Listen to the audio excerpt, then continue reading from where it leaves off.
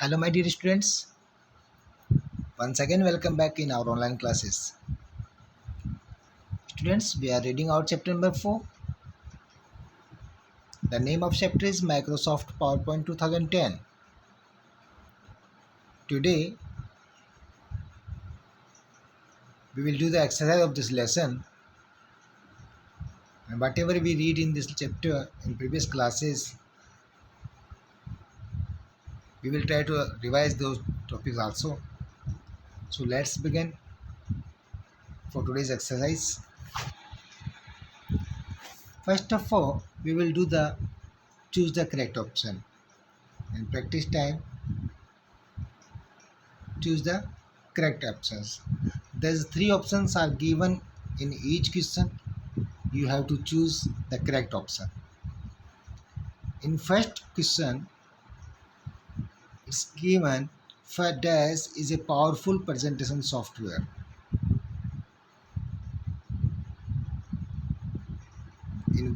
अब आप इसमें चूज करें कि which is the powerful presentation software.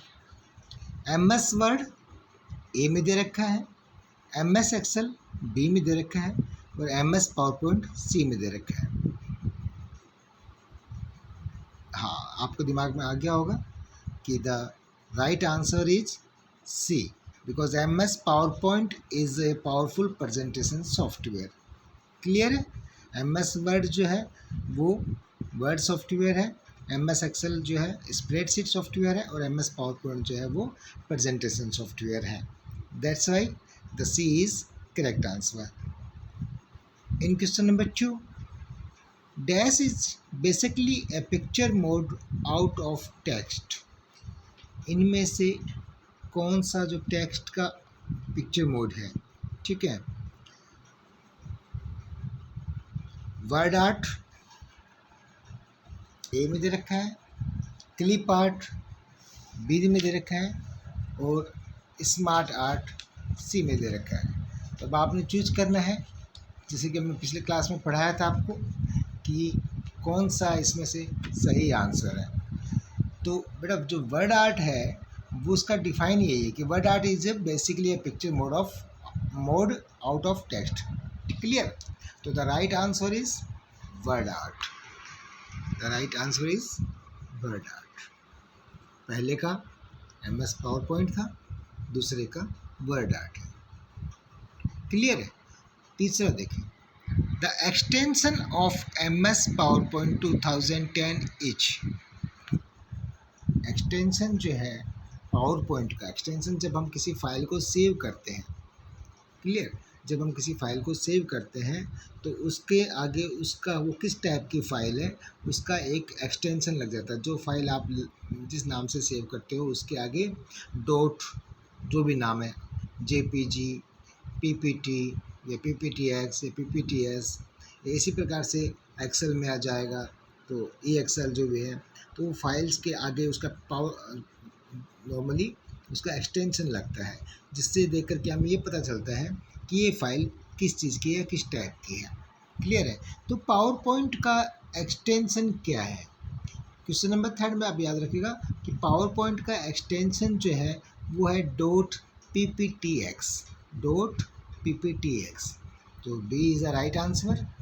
.pptx जो है वो पावर पॉइंट का एक्सटेंशन है. यानी जब आप इस पावर पॉइंट में काम करोगे, काम करने के बाद जब आपका काम पूरा हो जाता है और उस फाइल को आप सेव करते हो और जो भी नाम देते हो तो उस नाम के आगे .pptx ऑटोमेटिक लग जाता है. इससे हमें पता चल जाता है कि ये फ़ाइल पावर पॉइंट की फ़ाइल है. ठीक है बेटा, इससे हमें मालूम पड़ जाता है, वो है extension. Question number 5, category axis is also called as. Category axis को आप क्या कहेंगे? बेटा जब हम चार्ट बनाते हैं, आपको बताया है पिछली क्लासों में कि जब हम कोई चार्ट बनाते हैं कंप्यूटर के अंदर या वैसे आप चार्ट बनाते हो, उस चार्ट के अंदर सपोज आपने कोई चीज़ को शो करना होता है. ठीक है, कि आपको शो करना है एक चार्ट के अंदर, ग्राफ के अंदर. तो हमने अगर सपोज एक बच्चों का जो लिस्ट बनाया कि यहाँ पे हमने क्या नाम दे दिया, यहाँ पे हमने नाम दे दिया कि पहला एक बच्चा है अमित, एक है सुमित, ठीक है, या जो भी नाम हमने उसमें नाम दे दिए, 3 4 5 बच्चों के नाम दे दिए। यहाँ पे हमने मार्क्स लिख दिए, 1 मार्क्स, 2 मार्क्स, 5 मार्क्स, 10 मार्क्स। ठीक है, अब एक पहले बच्चे के ना मार्क्स अगर 5 आए हैं तो ये हमने उसका एक ग्राफ बना दिया कि ये 5 मार्क्स के अंदर इसके 5 मार्क्स आए हैं। दूसरे बच्चे के अगर 9 मार्क्स आए हैं तो हमने ग्राफ में शो किया कि इसके 9 मार्क्स आए हैं। तो ये जो है, ये जो लाइन है, यानी इसमें नाम लिखे हैं हमने, ये लाइन जो है इसको हम हॉरिजॉन्टल एक्सिस भी कहते हैं, या हम इसको एक्स एक्सिस भी कहते हैं। ठीक है, या इसको हम कैटेगरी एक्सिस भी कहते हैं। ये इसके अब ये जो नाम है इधर वाला, इसको हम क्या कहते हैं, हॉरिजॉन्टल एक्सिस, कैटेगरी एक्सिस या एक्स एक्सिस। यहाँ पे जो नंबर लिखे हुए हैं 1 2 3 4 5 6 7 8 9 10, इसको हम वैल्यू एक्सिस, क्योंकि वैल्यू है ना, नंबर दे रखे हैं, तो वैल्यू एक्सिस भी कहते हैं, या वर्टिकल एक्सिस भी कह सकते हैं, या वाई एक्सिस भी कहते हैं। ठीक है, तो ये नाम है। अब क्वेश्चन हमारा क्या है कि category axis is also called as, category axis कौन सी है, ये वाली जो ये लाइन है। ठीक है, इस लाइन में इसके अंदर कौन सा है, तो वाई एक्सिस और वर्टिकल एक्सिस, ये दोनों तो ये आपको पता है कि ये वाली, जैसे कि मैंने आपको बताया कि ये वाली लाइन है, इसको हम वैल्यू एक्सिस भी कहते हैं, वर्टिकल एक्सिस भी कहते हैं, या वाई एक्सिस भी कहते हैं। इसको हम क्या कहते हैं, कैटेगरी एक्सिस, हॉरिजॉन्टल एक्सिस या एक्स एक्सिस। तो यहाँ पे क्या है, कैटेगरी एक्सिस को हम क्या कहते हैं, दूसरा नाम क्या होगा, हॉरिजॉन्टल एक्सिस। क्लियर हो गया बेटा क्वेश्चन। एक चीज़ अब आपने एक चीज़ ध्यान रखना है, दूसरी चीज़ ये है, आपके इस क्वेश्चन के अंदर जो सीरियल नंबर है ये उल्टा पुल्टा हो रखा है, तो इसको आपने अपने हिसाब से सही कर लेना कि फर्स्ट है, ये सेकंड है, ये थर्ड है, देन ये फोर्थ और ये फिफ्थ है। ठीक है, इनको नंबर आपने सीक्वेंस वाइज सही कर लेना है। अब आपको क्या है, अगला question number 5, dash is a graphic way to represent your text in a different features and style. ये जो है ग्राफिक वे है किसी भी टेक्स्ट को अलग अलग स्टाइल में रिप्रेजेंट करने के लिए, दिखाने शो करने के लिए। तो हमने पढ़ा था पिछली क्लास के अंदर कि जो स्मार्ट आर्ट है, स्मार्ट आर्ट जो है उसकी डिफाइन है, smart art is a graphic way to represent your text in a different features and style. तो क्या सही आंसर आएगा इसका, स्मार्ट आर्ट। क्लियर है बेटा, ये था हमारा choose the correct option. I hope कि आपको इस समझ में आ गया होगा। अब हम बात करते हैं अगले क्वेश्चन की, यानी फिल इन द ब्लैंक्स की। फिल इन द ब्लैंक्स के अंदर भी सबसे पहले मैं बच्चों आपको बता देना चाहता हूँ कि इसका जो सीरियल नंबर है, ठीक है, ये उल्टा पुल्टा हो रखा है। इन सीरियल नंबर को आपने अपने हिसाब से, क्योंकि बुक में जो प्रिंट हुआ है ये उल्टा पुल्टा प्रिंट हो रखा है, इनका नंबर सीक्वेंस वाइज आपने डालना है। ये नंबर 1 है, ये नंबर 2 है, ये नंबर 3 है, ये नंबर 4 है और ये नंबर 5 है। क्लियर है, ऐसे आपने नंबर इनको डाल लेना है। अब हम इसके बारे में हटाते हैं और चलते हैं फर्स्ट क्वेश्चन के ऊपर। फिल इन द ब्लैंक्स में the dash dot beside a selected picture is use to rotate it. क्या लिखा हुआ बेटा, ये है रोटेट। यहाँ पे आपको दिखाई दे रहा होगा, इस ये वर्ड जो है ये है रोटेट, ROTATE। ठीक है, यानी कौन सा डॉट जो है वो जब हम कोई पिक्चर को सिलेक्ट करते हैं, तो देखो बेटा जब भी हम कोई पिक्चर को सिलेक्ट करते हैं पावर पॉइंट में डालने के लिए, इंसर्ट करने के लिए, तो हम पहले उस पिक्चर को सिलेक्ट करते हैं। जैसे ही हम किसी पिक्चर को सिलेक्ट करते हैं तो सिलेक्ट करने के बाद में वहाँ पे उसके पास में एक डॉट बन जाता है। उस डॉट के निशान से आप क्या कर सकते हो, उस पिक्चर को रोटेट कर सकते हो, किस तरफ से घुमाना है, लेफ्ट साइड में, राइट साइड में, तो जो रोटेट करने के लिए, तो वो जो डॉट है उस डॉट का कलर कैसा है, तो यहाँ पे आपने लिखना है द ग्रीन डॉट। क्या आएगा बेटा, द ग्रीन डॉट। एक ग्रीन कलर का डॉट बन जाता है, जैसे हम पिक्चर को सिलेक्ट करते हैं तो वहाँ पे ग्रीन डॉट आ जाता है, जिससे हम अपनी पिक्चर को रोटेट कर सकते हैं। क्लियर है पहला question. Is a collection of a simple drawing stored in a computer. यहाँ पे एक डिफाइन दे रखी है कि जो सिंपल पिक्चर्स है या सिंपल ड्राइंग है वो कंप्यूटर में ऑलरेडी स्टोर्ड होती है। मैंने आपको कल ही वाली क्लास में बताया था ये वाला कि उसकी जो डिफाइन है उसका यहाँ पे फिल इन द ब्लैंक्स नहीं दे रखा है इसके अंदर, आपकी बुक के अंदर, तो आपने इसका फिल इन द ब्लैंक्स यहाँ पे लगाना है, इस जगह पे पहले आएगा एक्चुअली इसका फिल इन द ब्लैंक्स, उसके बाद इसका सीरियल नंबर, पहले 2 नंबर सीरियल आएगा, फिल इन द ब्लैंक्स, उसके बाद में एक पूरा सेंटेंस आएगा आपका। ये फिल इन द ब्लैंक्स आपने यहाँ पे लगाना है। इस फिल इन द ब्लैंक्स के अंदर क्या आएगा, यहाँ पे आपका आएगा क्लिप आर्ट। क्या आएगा बेटा, यहाँ पे जो फिल इन द ब्लैंक्स है इसके अंदर आपका आएगा क्लिप आर्ट, CLIPART।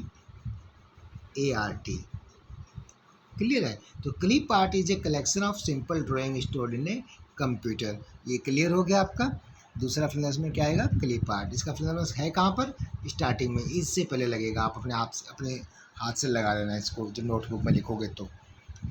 थर्ड जो नंबर है आपका फिल्म के अंदर वो है a dash get updated automatically with any change in data. जब भी हम कोई चार्ट में या कहीं पे भी सीट में एक टेबल और डाटा सीट बनाते हैं, उस डाटा सीट के अंदर जब आप एक कोई नाम, हम लोग टेबल बना रहे होते हैं, उस डाटा के अंदर जो हम डाटा एंट्री करते हैं, एंट्री करने के बाद में जब भी हम उस एंट्री में सपोज हमने कोई बच्चे का नाम लिखा, उसके हिंदी के मार्क्स लिखे, इंग्लिश के मार्क्स लिखे, मैथ के मार्क्स लिखे और लास्ट में हमने उसका टोटल मार्क्स लिख दिए कि हिंदी इंग्लिश मैथ साइंस में मिला करके उसके टोटल मार्क्स इतने बन गए हैं। अब अगर आपने उसको उस बच्चे के नाम के आगे देखा कि हिंदी में आपसे गलत नंबर चढ़ गए हैं, आपने 5 मार्क्स चढ़ा दिए हैं, उसके नंबर 6 आए हैं आउट ऑफ 10, तो जब आप इसमें 6 डालोगे यहाँ पे तो ऑटोमेटिकली जो टोटल नंबर था वो अपने आप चेंज हो जाता है। जैसे आपने 6 डाला तो टोटल नंबर 6 को ठीक करने 5 को 6 किया तो जो टोटल नंबर है वो ऑटोमेटिकली अपडेट हो जाता है। तो ऐसे अपडेट होने वाली चीज़ क्या है, gate update automatically with any change in data. जब भी हम डाटा में कोई चेंज करते हैं तो उसका पूरी सीट में अपने आप डाटा अपडेट हो जाता है। तो इसको हम डाटा सीट कहते हैं बेटा। क्या कहते हैं इसको हम, data sheet, DATASHEET, data sheet. इसमें आएगा आपका data sheet get updated automatically with any change in data. I hope कि आपने कर लिया होगा। इसको हटा दूँ मैं, वेरी गुड। नेक्स्ट क्वेश्चन जो है फॉर्मेटिंग आएगा इसके अंदर, means changing the appearance of A chart. यानी क्वेश्चन नंबर कौन सा आपका, 1 2 3 4, फोर्थ क्वेश्चन के अंदर जो है किसका मतलब होता है कि जब भी आप कोई चार्ट बनाते हो उसके जो अपीयरेंस में चेंज होता है उसको हम क्या कहते हैं, उसको हम फॉर्मेटिंग कहते हैं। कोई चीज़ को हम फॉर्मेट करते हैं तो उसका चेंजेस अपीयरेंस जो है उसका चेंज हो जाता है, तो फॉर्मेटिंग हो गया वो, FORMATTING। क्लियर है बेटा, फॉर्मेटिंग। फिफ्थ में है